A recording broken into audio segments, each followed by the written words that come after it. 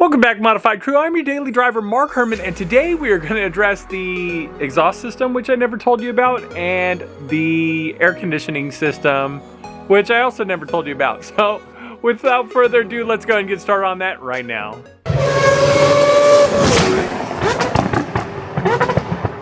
Alright guys, so today we have the FRS, and what's going on is the AC doesn't work because when the car was disassembled for inspection, they took out the radiator and the AC lines run through the radiator. So we already connected everything up, but now we need to charge the system. Now you can go ahead and buy those other cans of refrigerant and stuff, but I want to do it right. Basically you go ahead and connect your manifold and a vacuum pump to the system. You suck the vacuum onto it. You make sure that there's no leaks. You can use a dye test to find the leaks if there are any, but it should hold vacuum, right? So we're gonna go ahead and do that, and then once we confirm that it holds vacuum, we're gonna go ahead and put in the AC charge, which is 1 can's worth, 12 ounces. Now, if you're not sure where to do it, if you look under the hood, it'll tell you what type of refrigerant and how much. So this one says 13.8 ounces plus or minus 1.8 ounces. So realistically, that's 12 ounces. Or maybe a tad more. So we're gonna go ahead and do that. So you go ahead and get your manifold system, and you connect it to the 2 parts of your system. So there's gonna be this one right here, H, and this one right here, low. And I believe it's high-low or something like that. So anyways, we're gonna go ahead and connect all that, create a vacuum to it, test it, and then go from there.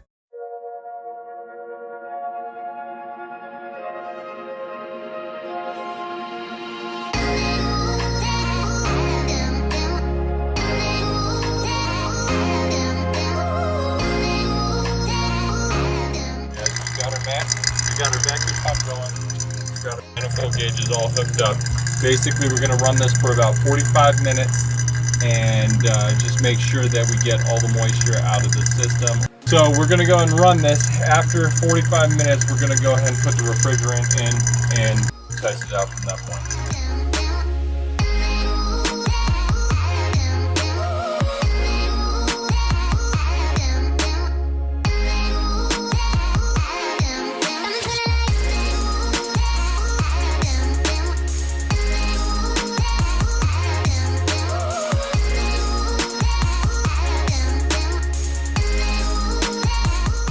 Got our engine AC all recharged. Get in the car, and it is blasting ice cold, guys. It feels great. You know, it wasn't even that expensive to do. Love it. Super happy.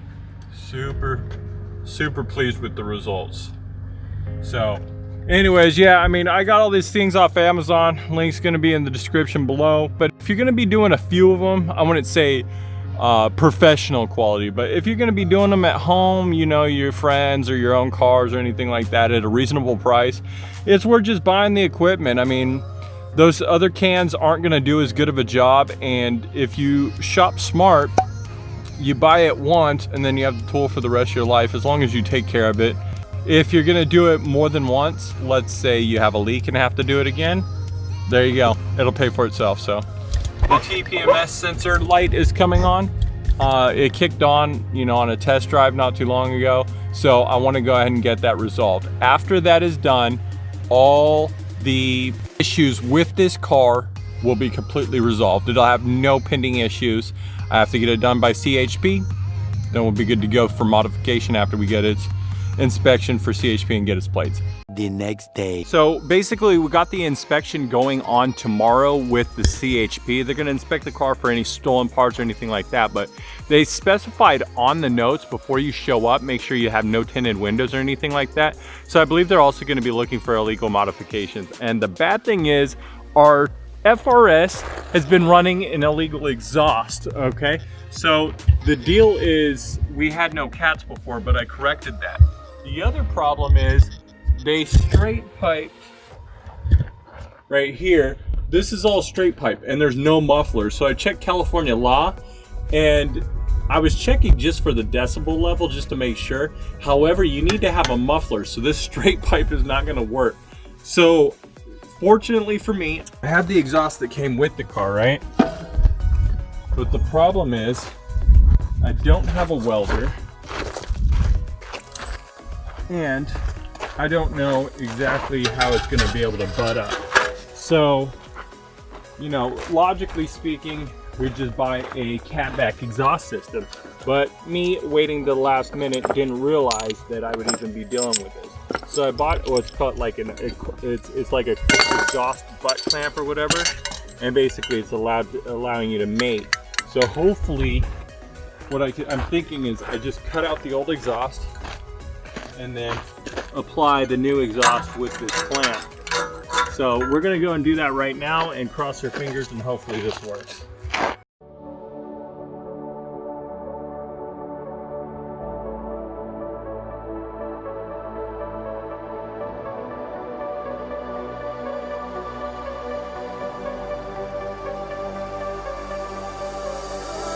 Under pressure, no more time. Can we make a move? Overthinking, you and I. What do we have to lose?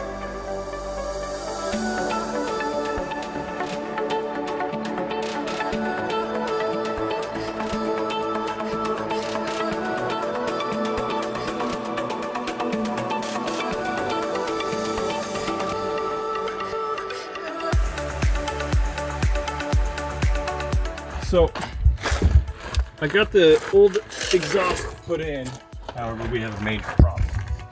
See that big gap between the tubing or the exhaust tube or whatever you want to call it? Yeah, well I tried to eyeball it. I should have measured it, but it's hard when the other exhaust is in the way.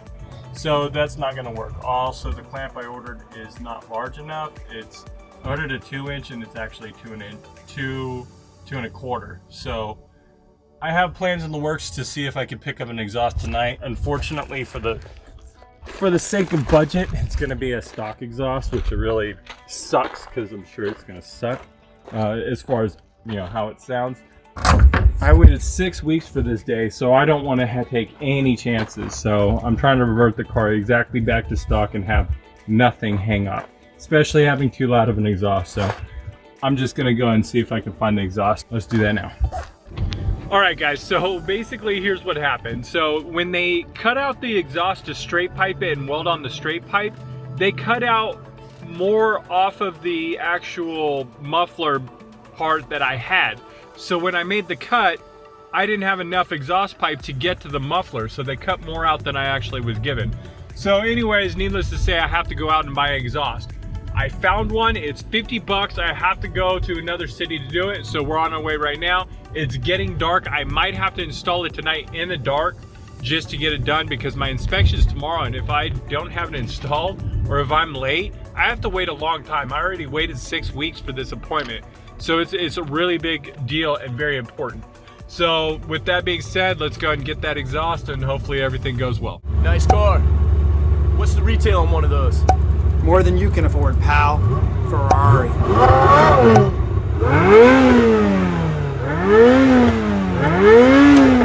Smoke. We did get the exhaust. It's bouncing around in the back and it was 50 bucks. Guy was super nice, super happy to get started. So we have to get back and bolt this up.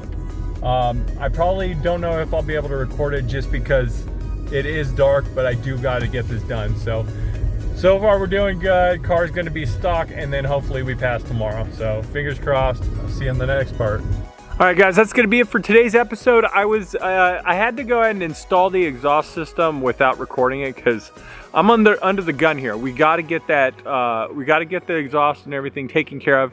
And I am so nervous about doing this because I've done it with the DMV, but never with the CHP. And I don't know, you just get that sick feeling. Hopefully everything goes well. You know, we'll see what happens. And that's going to happen on the next episode. So stay tuned and I'll see you on the next one.